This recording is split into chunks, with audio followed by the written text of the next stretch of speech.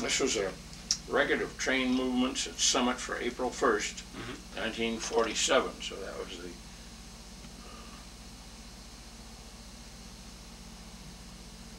April 1st, 1947.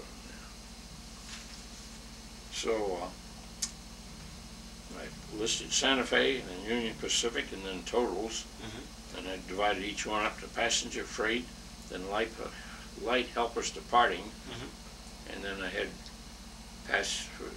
that for both, for each railroad, then the total. So so for the total for the day, the total passenger trains were 11 each way, so 22. Okay. And total freight, 17 for westward, 19 for eastward, and that came to 36. And then light helpers, we had 22 helpers, 13 and 35, 20.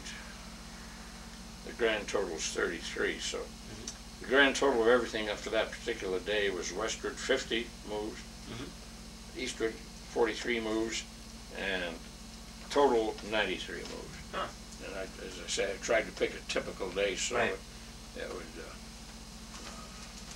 be the best answer I could give. So it was busy. Yeah. Yeah, I know that, of course, I was there after World War II, but I'd heard some operators say that during World War II that it was so bad, just so busy that a lot of extra operators would dread being sent up there, afraid they couldn't handle it. And one of the old-time operators, this Bob Beck, the fellow had been sick back there in '46, he was telling me one time that his wife would bring him in a dinner there, a warm dinner on a plate, set it down, and by midnight when he got off, it'd be sitting there cold. That's how busy he'd been. So it was a busy, but of course they had other offices that were open at the time. At the time when I was first there, we had an open office at Ono, which is just out of San Bernardino a little ways. And then the next one was Cajon. And then we had Victorville and Oro Grande and Linwood and then Barstow. So these were all stations then?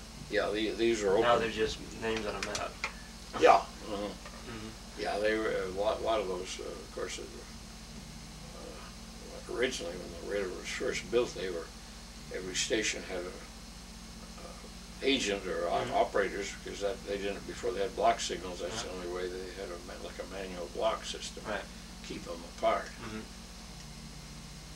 So in a way what they use today sometimes is called track warrant control. The dispatcher just over the radio gives them track space. And of course it's up to him to not have two facing each other. Well, he's watching on that computer screen. With the on computers, why yes, that's you can't. They won't accept it if you try to make. I've done quite a few articles on dispatch centers. Well, I used to, when I had after of course I had my Jeep, sometimes on my day off I'd go down to San Bernardino and I had some friends there I'd visit, get some of my groceries, but I'd also go up in the depot upstairs in the depot at San Bernardino and visit the dispatchers. And I know that some of the other operators that I worked with, they had more ambition than I did, and they'd start breaking in as dispatchers and eventually get hired as dispatchers. And they were making more money, but I had no, I was just happy being there at Summit, that's all I wanted. So moving on through the years, during that time I was batching in the streetcar there and taking pictures of everything that happened. And in 1955 I married Margaret Sheely. How do you spell? S-H-E-E-L-Y, 2 E's. And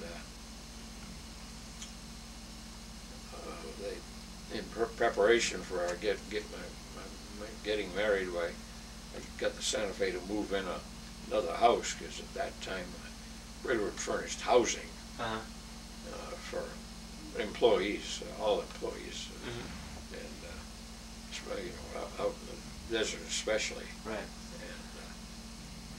so they brought in this house from a station called Danby out on the Needles district between Needles and Barstow. It had been a pumper's house years ago when they had pumpers, and by that time they didn't have pumpers. When you say pumper, what do you mean? Well, that was when the steam age, why they had water at all these places where engines need to get water along the line, and the pumpers, sometimes if the water needed to be treated, it was up to them to treat it, and I think what's involved was dumping some powder into the tanks or something, but that would probably kill a person, but it was better for the engine. Right. It wouldn't make the water foam in the boiler. Right. So,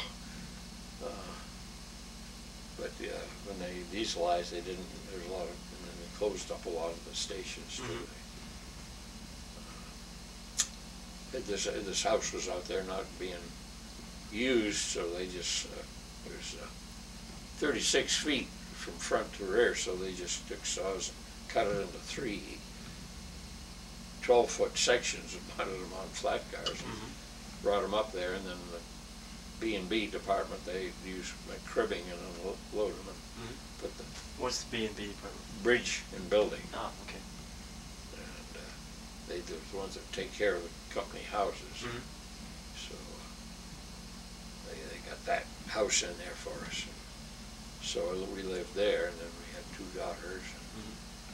And then in 1967, it was when the sky and everything fell in on us, because they closed the Summit Depot. Yeah. And to us at the time, it seemed like it was going to be the end of the world. And so that's when we moved down here to this house I'm in here in Hesperia. And I worked at the West Tower at Barstow for over 8 years. I got a Volkswagen Beetle. And at that time, gas was quite reasonable, and like 30.9 cents a gallon. And I'd go up to about a little over 40 miles to Barstow. I didn't mind the commute then. The traffic wasn't that bad, and I didn't want to live in Barstow. I wanted to live here.